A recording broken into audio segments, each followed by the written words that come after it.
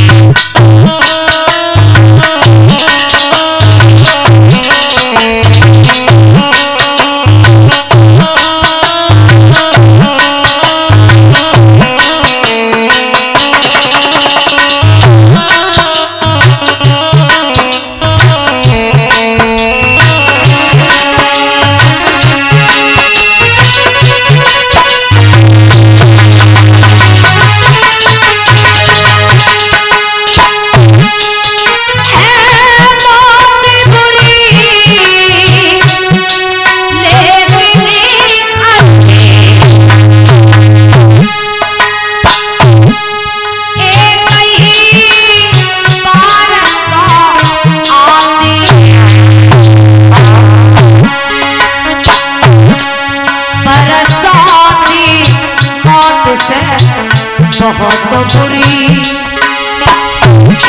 छाती दिन रात जलाती है।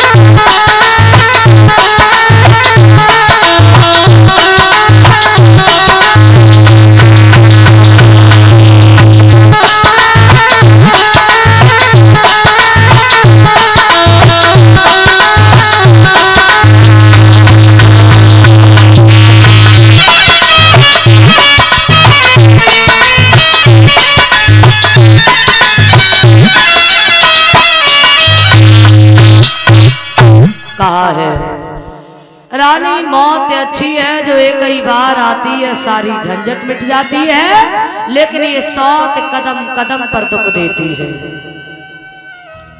पूरी रात महाराज तानपा सुनीति को समझाते रहे, लेकिन सुनीति ने एक भी बात नहीं मानी। जब एक भी बात नहीं मानी है तो महाराज तानपाद को दूसरा विवाह करना ही पड़ा। दूसरा विवाह इन्होंने सुरुचि के साथ में किया। अब पहली रानी सुनीति सुमाने अच्छे नीति माने विचारों वाली, अच्छे विचारों वाली, सभी की आज्ञा का पालन करने वाली सुनीति, और सुरुचि जब आई है तो सुमाने अपनी रुच माने इच्छा से, अपनी इच्छा से कार्य करने वाली, किसी की बात को न मानने वाली सुरुचि। डोली जैसे ही दरवाजे पर आई सुनीति ने सुना कि हमारी छोटी बहन दरवाजे पर आ चुकी है। दासी से कहा जाओ और बड़े सम्मान के साथ हमारी छोटी बहन को अंदर लेकर के आओ। आज धरो।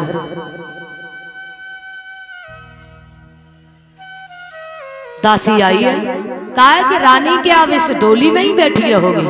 चलो आपको बड़ी रानी ने महलों में बुलवाया है। बोले ये बड़ी रानी कौन है? बोले तुम्हें नहीं मालूम, महाराज की जो पहले वाली पत्नी है ना, उन्होंने बुलवाया है। बोले तो सीधी सीधी एक बात क्यों नहीं कहती? इसका मतलब इस घर में सौत है, और ऐसे घर में मैं कदाप नहीं जाऊंगी जिस घर में सौते हो। महाराज को बुला के लाओ। महाराज उत्तानपाद को बुलाया।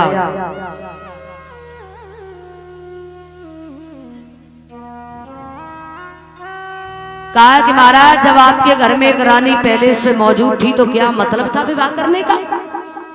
इसी वक्त आप हमारी डोली को यहां से भिजवा दीजिए, हमें इन महलों में नहीं रहना है। कहा कि रानी अभी यदि तुम्हारी डोली ये पुनः वापस गई, पूरे गांव में ये खबर फैल जाएगी,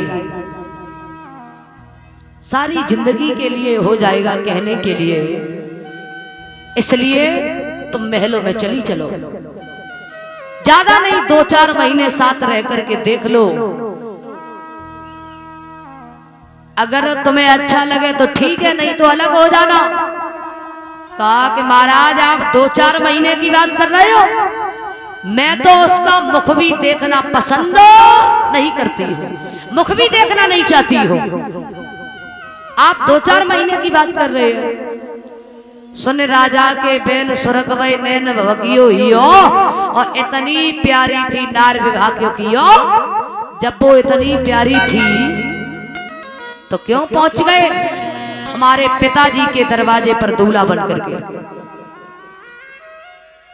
उत्तानपाद समझ गए हैं सुरुचि अब अंदर महलों में नहीं जाएगी। दासी से कहा तुम जाओ, अरे जिसे मैं पूरी रात समझाता रहा उसे बुला करके लेकर के आओ। आज बड़ी रानी सुनीति आई है, एकदम से पैरों को पकड़ लिया। कहा कि बहन चली चलो, मैंने महाराज की दूसरी शादी इसलिए नहीं करवाई घर में कलह हो कलेश हो, मैंने तो महाराज की दूसरी शादी इसलिए करवाई हमारे घर में सुख शांति आ जाए। एक सुख के लिए मैं हजारों दुख सहने के लिए तैयार हूं, हमारे घर में खुशियां आ जाए, बस इसीलिए मैंने महाराज का दूसरा विवाह करवाया है।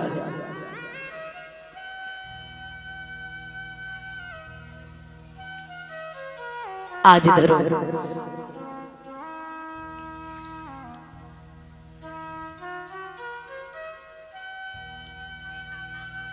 सुनीत ने जैसे ही सुरुचि के पैरों को पकड़ा सो एकदम से लात मारी है। कहा कि प्रभु यदि हमें एक पुत्र दे देता तो आज ये आपकी लातें हमें नहीं खानी पड़ती, नहीं खानी पड़ती।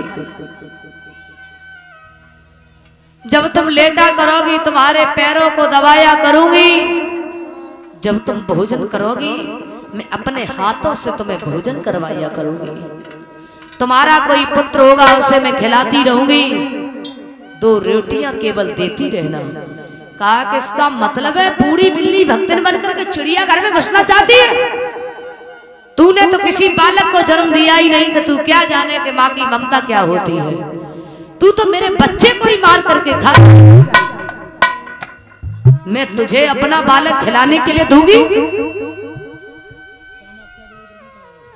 कहा कि ये डोली तुम्हारी वापस नहीं जाएगी, जो तुम आज्ञा देना चाहती हो, जो तुम कहना चाहती हो, हम तुम्हारी हर एक बात मानने के लिए तैयार हैं, लेकिन तुम महलों में चली चलो,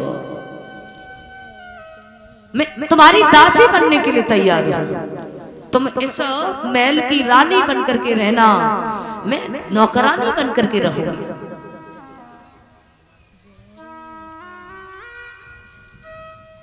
चली चलो बहन, चली चलो।